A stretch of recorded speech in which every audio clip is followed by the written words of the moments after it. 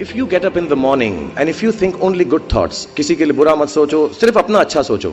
मैं बड़ा सेल्फिश आदमी हूं और मैं बिलीव करता हूं कि अगर दूसरों का सोचने का मौका ना मिले, अपने लिए भी सिर्फ अच्छी बात सोचो। ये मत सोचो कि दूसरा हार जाए, ये सोचो कि मैं कैसे जीतूं।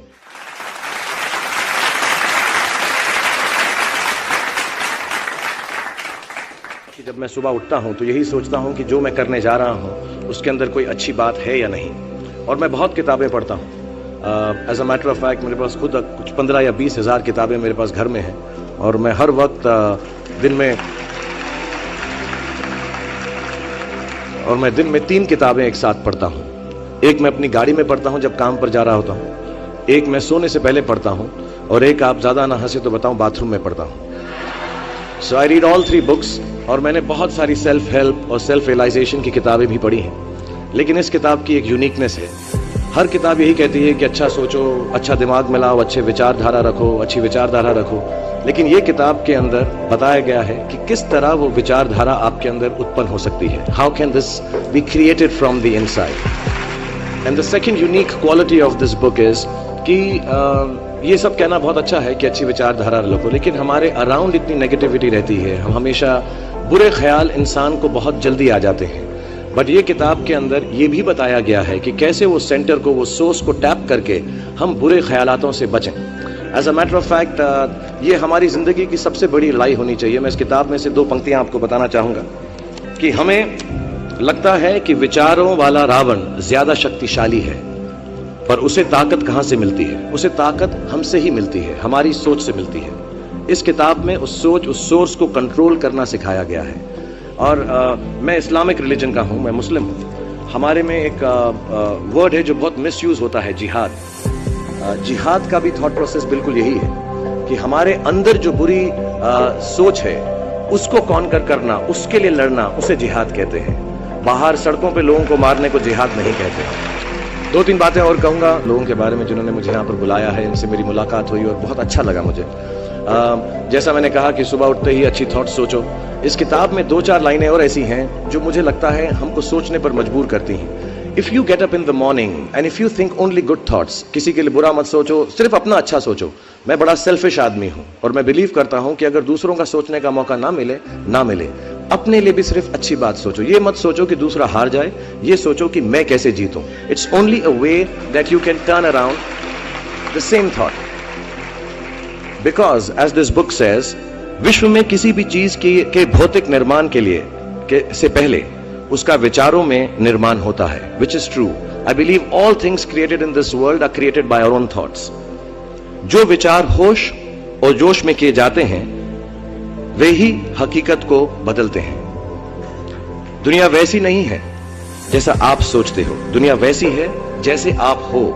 सो जो भी आपको कभी कभार दिल में आता है कि ये इंसान में से अच्छाई नहीं कर रहा है, ये घटिया है, ये बुरा है, ये जो सिचुएशन है अच्छी नहीं है, as a matter of fact अगर आप अपना नजरिया बदल के रात को सोने से पहले उसी आदमी के बारे में उसके पॉइंट ऑफ व्यू से देखें, उसी सिचुएशन को एकदम नेगेटिविटी के बिना देखें, तो आपको मालूम पड़ेगा कि सिचुएशन इतनी बुरी नहीं है। आपके अराउंड जो लोग हैं, दोस्त हैं या दुश्मन जिन्हें आप समझते हैं, वो एक्चुअली दुश्मन नहीं है। So it is the way you think of the world, that is how the world will look to you, is the most important aspect of this book. मुझे अपनी भी मुझसे पूछा इन्होंने सवाल, मैंने पूरा जवाब नहीं दिया कि मैं जब छोटा था तो कैसा सोचता था। मैं सोचता था कि इतना बड़ा स्टार बन जाऊंगा। आई रिमेंबर मैंने टीवी में एक सीरियल किया था, आप लोग शायद बहुत सारे यहाँ पे छोटे इन्होंने देखा नहीं होगा, एक फौजी सीरियल किया था मैंने। एंड पहली बार जब मैं सड़क में जा रहा था तो मैंने देखा 2 औरतें 3 व्हीलर में हैं और सडनली उन्होंने मुझको देखा। मेरा नाम उस सीरियल में अभिमन्यु राय था, फौजी में। और सडनली उन्होंने मुझे देखा और मैंने नोट किया कि उनके मुंह पे इतनी बड़ी मुस्कान आ गई है मुझे देखते ही कि हाय शाहरुख शाहरुख, ऐसा करके वो चिल्लाने लगे।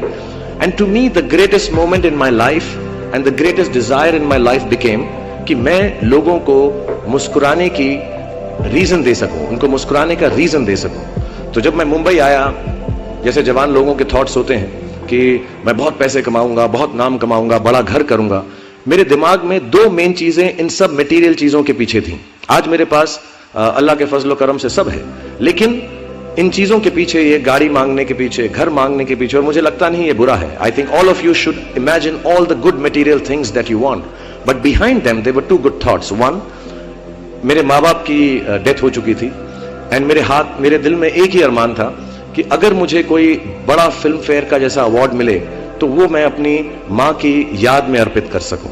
तो my main dream was that I should win the award and become so big that my mother can see me from heaven. मेरे दिल में ये था. और दूसरी बात ये थी कि जो भी मैं काम करूं, जितने साल भी मैं काम करूं, मैं लोगों को मुस्कुराने के रीजंस देता रहूं. So my thoughts were always very positive. My reasons were very, very clear कि I will do this to bring smiles to people's faces. And that's the God's honest truth. Today sometimes I don't need any of it, but I keep working day and night, 20 hours a day. मेरे बेटे का जन्मदिन था परसों और उसने कहा आप मेरे साथ नहीं हो. नहीं, मैंने कहा मैं काम पे जाऊंगा बिकॉज लोगों की मुस्कुराहट मेरे लिए सबसे ज्यादा अहम है. So if you have a good reason,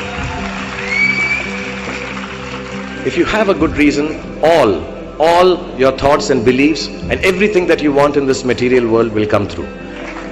जितने भी जवान पीढ़ी के लोग यहाँ पर हैं मेरे जैसे जो 20-22 साल के हैं, उन सब से मैं यही गुजारिश करूंगा कि प्रैक्टिकल पर्पसफुलनेस, कि जो काम आप कर रहे हैं उसका कहीं ना कहीं नतीजा अंजाम मिलना बहुत जरूरी है. अगर आप 8 घंटे काम कर रहे हैं तो उसकी आपको तनख्वाह मिलनी चाहिए.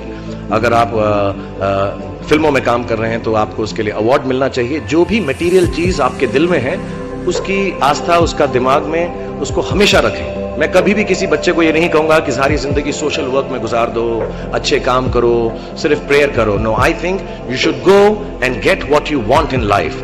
All the material things. You should have a big house for your family. You should have a good car for your elder parents. You should be able to educate your sister and your daughter to the best possible way that you can. Please do all that. But somewhere in your heart, remember that each job that you do, जो भी कार्य आप करें, जो भी काम आप करें, उससे कहीं ना कहीं ह्यूमैनिटी का कुछ ना कुछ पॉजिटिव होना जरूरी है. कहीं ना कहीं पर उनका बढ़ावा होना जरूरी है. If you keep that thought in mind, मैं भी आपको बताऊंगा, कुछ लोगों ने स्टीव जॉब्स के बारे में सुना होगा. अभी रिसेंटली उनका देहांत हुआ. उनको कैंसर था, पैनक्रियाटिक कैंसर था. एंड उन्होंने एप्पल कंपनी सबसे बड़ी कंपनी मानी जाती है दुनिया के अंदर आजकल.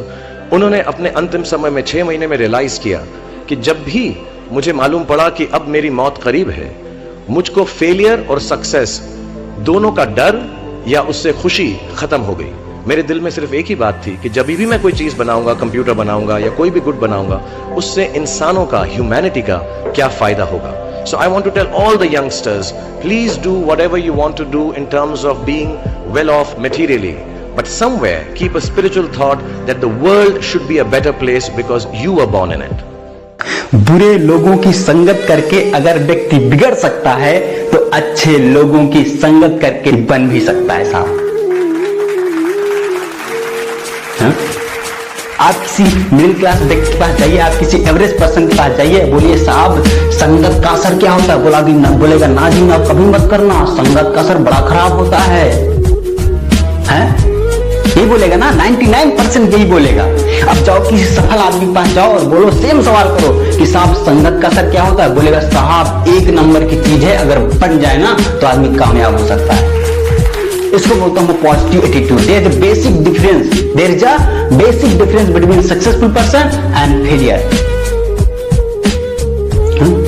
एक बाप अपने बच्चों को यही सिखाता है कि बेटा संगत का असर बड़ा खराब होता है, संगत से आदमी बिगड़ सकता है. क्यों? क्योंकि उसको पता है कि मोहल्ले में सब नालायक लोग रहते हैं. हमारे पिताजी हमको यही सिखाते थे, बेटा संगत का असर बहुत खराब होता है.